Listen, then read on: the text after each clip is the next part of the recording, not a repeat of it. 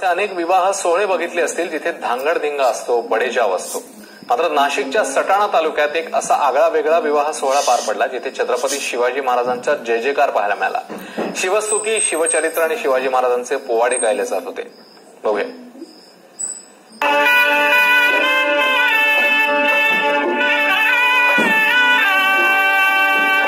या लग्नात मिरवणुकीचा धांगडधिंगा नव्हता.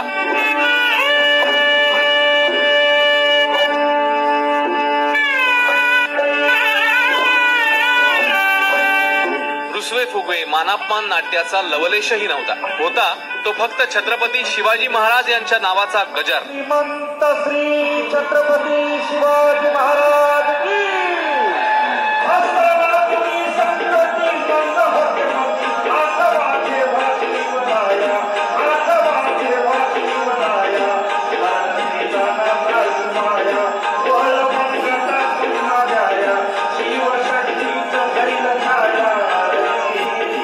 नाशिकच्या सटाण्याची सुवर्णा ठाकरे आणि कळवणचा संदीप पवार यांच्या विवाहाचा हा अनोखा सोहळा.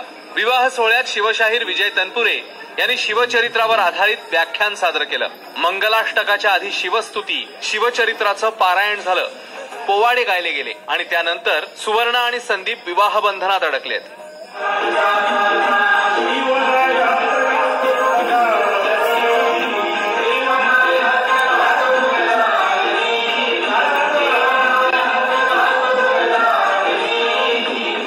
लहानपणापासून एक गरीब शेतकरी कुटुंबातनं वाढलेला आहे आणि त्यावेळी म्हणजे मला धडपड होती आणि कोणतरी सांगितलं होतं की मी पैशासाठी शिक्षण सोडणारे भरपूर बघितले, पण पैशासाठी दारू सोडणारा नाही बघितला. तर याच्यातून मला प्रेरणा मिळाली की कोणती गोष्ट करायची असेल तर त्यासाठी होऊ शकतं. खरं तर यांचे विचार खूपच आवडले मला, म्हणून मी त्यांना साथ दिली की ठीक आहे, तुम्ही म्हणताय मुलगी अडॉप्ट करायचं तर चांगले विचार आहेत, म्हणून मी त्यांना साथ दिला. या लग्न सोहळ्याचं वेगळेपण इथेच थांबत नाही. या विवाह सोहळ्याला जमलेले पै पाहुणे रक्तदान करत होते.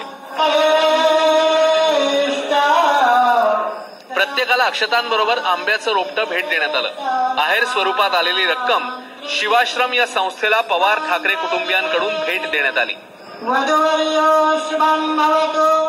वृक्षरोप, आंब्याचे वृक्षरोप वाटप आणि रक्तदान हे मुख्य कार्यक्रम ठेवले आहेत. रक्तदानामुळे एखाद्याचे प्राण वाचतात. कुठल्याही धर्माशी, जातीशी नाते जोडले जाते याचं महत्व कळून आम्ही रक्तदान शिबिर आयोजित केलेले आहे. एक रक्तदान हा म्हणजे खूप मोठं पुण्याचं काम आहे आणि ते यांनी इथं आयोजित केलं. मी सुद्धा इथं रक्तदान केलेलं आहे. लग्न समारंभ हा प्रत्येकाच्या आयुष्यातील अविस्मरणीय क्षण असतो. पवार ठाकरे कुटुंबियांच्या लग्न सोहळ्यासाठी आलेल्या हजारो पाहुण्यांसाठी हा सोहळा संस्मरणीय ठरलाय. या आगळ्या वेगळ्या विवाह सोहळ्याचं इतरांनीही अनुकरण करावं हीच अपेक्षा. मुकुल कुलकर्णी, एबीपी माझा, नाशिक.